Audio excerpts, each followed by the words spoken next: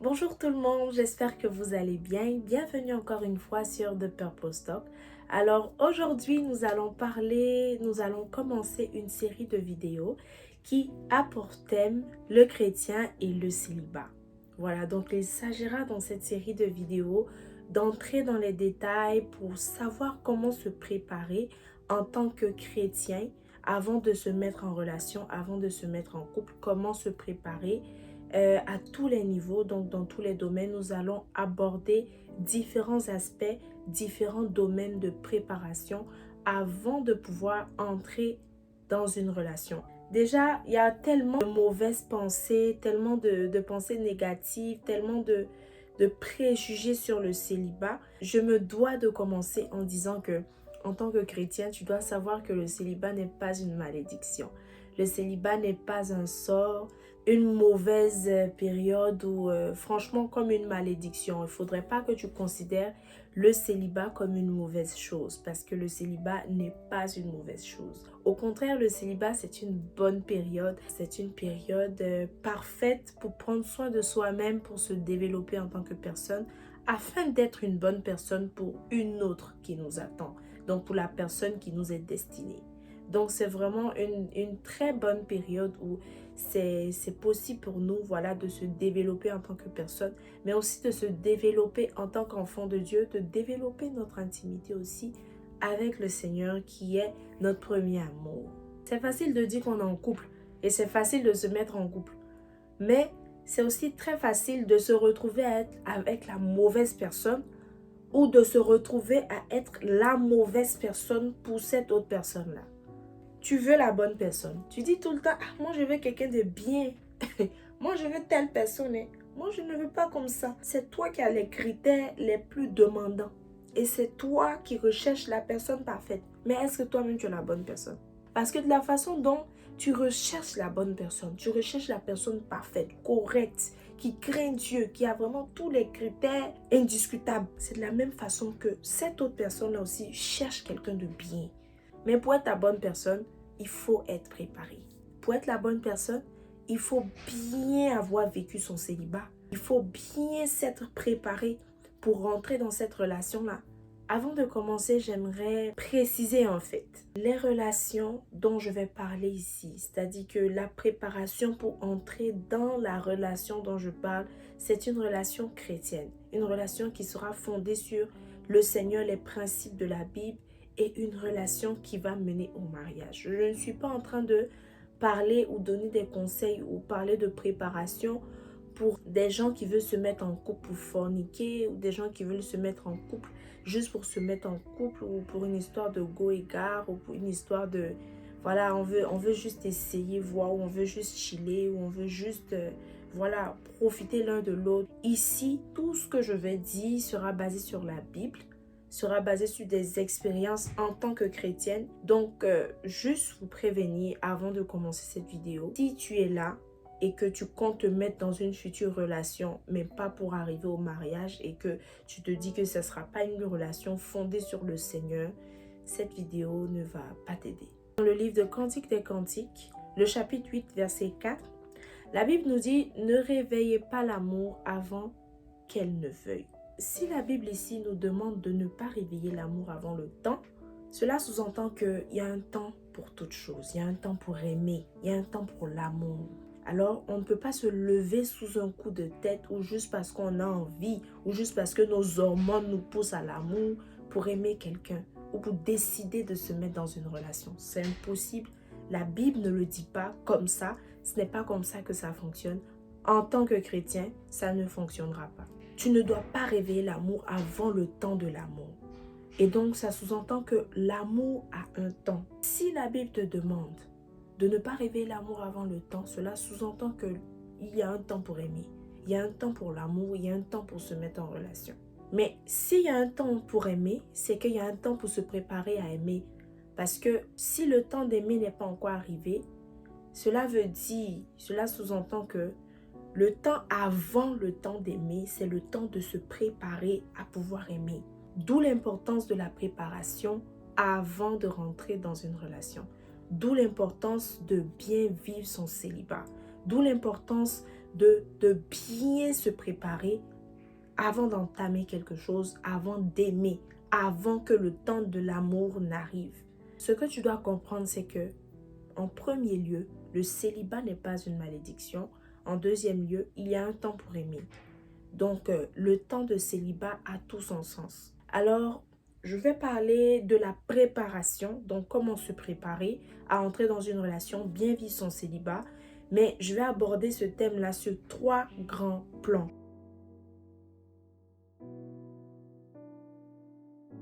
Le plan spirituel, pourquoi? Parce que nous sommes des chrétiens et le spirituel compte. Le spirituel est important dans toutes les décisions de nos vies. Le spirituel, pour un chrétien, est relié à sa vie physique, à sa vie sur terre. Comment peux-tu te préparer sur le plan spirituel avant de rentrer en relation?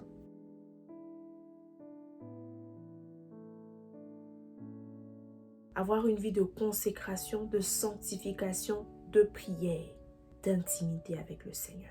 Dans le livre de 1 Corinthiens 7, verset 32, l'apôtre Paul disait « Or, je voudrais que vous fussiez sans inquiétude. Celui qui n'est pas marié s'inquiète des choses du Seigneur, des moyens de plaire au Seigneur. » Alors, c'est l'opportunité pour toi d'avoir vraiment cette vie de consécration, de sanctification, où tu te mets à part, où tu pries le Seigneur, tu cherches la face de Dieu, tu as une intimité avec Dieu.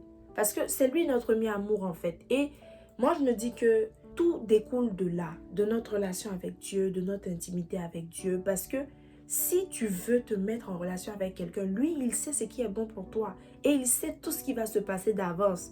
Donc, mieux vaut être en collaboration avec la personne qui connaît ta destinée et qui peut te mener à cette personne-là qui est parfaite pour toi. Ça ne veut pas dire qu'il faut avoir une vie de prière, de consécration, d'intimité juste parce que tu veux que le Seigneur te donne quelque chose. Non.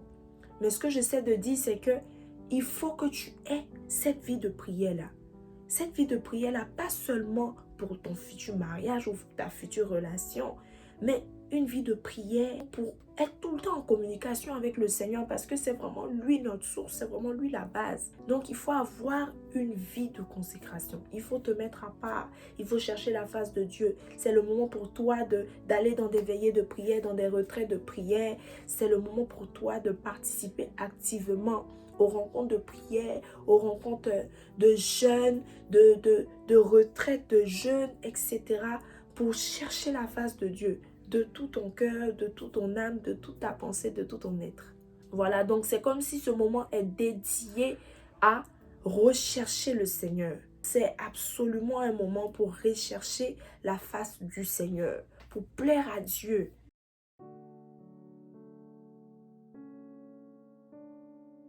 Se focaliser sur le service de Dieu. Donc, tu es un chrétien, tu as une vie de prière, une vie de consécration, tu cherches Dieu, tu es fougueux dans la maison du Seigneur, tu es zélé dans la maison du Seigneur. Il faut servir Dieu. Focalise-toi sur ton service à l'église. Servir Dieu, c'est très important. Donc, il faut servir le Seigneur. Si tu chantes, concentre-toi sur ton ministère de chantre. Cherche tout le temps à te perfectionner. Apprends les chants, bosse, des techniques vocales, etc. Prie aussi pour ton ministère. Prie aussi pour ce ministère-là. Afin que le Seigneur t'aiguise, le Seigneur te donne tout le temps de bonnes idées. Le Seigneur te prépare à de plus grandes choses. Le Seigneur t'utilise dans d'autres dimensions dans ce ministère-là. Donc c'est vraiment le moment pour toi de prier dans ce sens-là. C'est vraiment le temps pour toi, le moment pour toi de servir Dieu. Si le Seigneur t'appelle à être assistant pasteur, concentre-toi sur ce ministère. Concentre-toi. Regarde comment le pasteur travaille. Regarde comment il fait. Apprends. Pose des questions. Prie. Si aussi tu es appelé à être avec les enfants, fais le bien. et concentre-toi sur ce ministère. Réfléchis à comment je peux emmener cette éducation spirituelle des enfants à un autre niveau. Quelles sont les nouvelles techniques que je peux trouver pour aider les enfants à mieux comprendre, à mieux mémoriser les versets bibliques, à mieux vraiment se perfectionner en fait, aller en profondeur. C'est-à-dire que rechercher l'excellence maintenant dans le ministère, c'est très important. Dans ton service à l'église, c'est très important. La Bible dit aussi dans le livre de Matthieu 6, 33, « Cherchez premièrement le royaume et la justice de Dieu, et toutes ces choses vous seront données par-dessus. »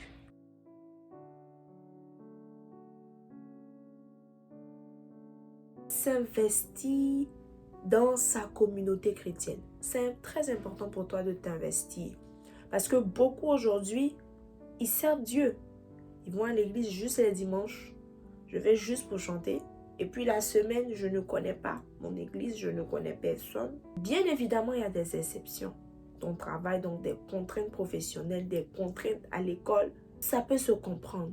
Mais là encore, ce n'est pas tout le temps. Il y a forcément des moments où tu pourras le faire. Fais-le. Donc, c'est vraiment important de s'investir. Parce que tu sers Dieu, mais ce n'est pas tous ceux qui servent Dieu qui sont investis dans leur église. Ils viennent juste pour servir, peut-être pour les yeux des gens, ou ils viennent juste pour servir parce que voilà quoi. Parce qu'on m'a dit de faire, donc je fais. Certaines personnes ont vraiment des objectifs cachés qui sont souvent très bizarres derrière le service à l'église. Donc, ce n'est pas tous ceux qui servent à l'église qui sont forcément investis dans leur église. Si vraiment il y a des programmes à organiser, il faut t'investir. Il faut que les autres sachent que tu es là et on peut compter sur elles pour organiser ça. Il faut t'investir. Si jamais on doit aller prier aujourd'hui à l'église, c'est un programme de jeunesse ou bien c'est un moment de prière, ou bien s'il y a une veillée, ou bien si vraiment il y a des enseignements, il y a des séminaires, il y a des activités qui sont organisées à l'église. Mis à part le fait de venir dimanche, il faut t'investir. Parce que ce n'est pas seulement dimanche que Dieu nous regarde, ce n'est pas seulement dimanche que Dieu nous voit. Le Seigneur nous regarde tout le temps. Voilà, la marche chrétienne, notre relation avec Dieu, c'est tous les jours. Notre investissement, si on dit vraiment qu'on investit dans notre relation avec Dieu, dans notre marche chrétienne, c'est tous les jours que ça doit se démontrer. Ce n'est pas seulement le dimanche. Toi, tu fais tout ce que tu as envie de faire la semaine, ou tu as une autre personnalité dans la semaine. Quand on te voit dehors, on ne te reconnaît pas. Mais dimanche, il n'y a pas plus décente que toi. Il n'y a pas plus propre que toi. Il n'y a pas quelqu'un qui prie que toi. Il n'y a pas plus vraiment disposé que toi. Mais la semaine, ce que les gens voient là, ce qu'on voit dans la rue, quand on te voit, ce qu'on voit là, ça dépasse. C'est-à-dire que c'est comme si ce n'est pas les mêmes personnes. On se demande si c'est la même personne qu'on croise à l'église dimanche. Et il faut savoir que ta vie chrétienne là, ce n'est pas seulement le dimanche. Ce que tu fais qui est en contradiction avec la personne que tu es ou avec ce que tu fais dimanche, il faut arrêter. Parce que ça, ce n'est pas servir Dieu. Merci beaucoup d'avoir visionné cette vidéo. J'espère qu'elle t'aura plu. Ce n'est que le début de nos séries. Je t'invite à continuer à regarder cette série jusqu'à la fin. Tu peux poser des questions donc par courriel. Tu peux m'envoyer tes questions. Je me ferai le plaisir de répondre. N'hésite pas à liker, à commenter, à partager, mais surtout à t'abonner si c'est la première fois que tu me vois. Mon nom est Anora, créatrice des plateformes de Purple Stock. On se dit à la semaine prochaine pour la suite, donc la série qui continue. Que le Seigneur nous bénisse.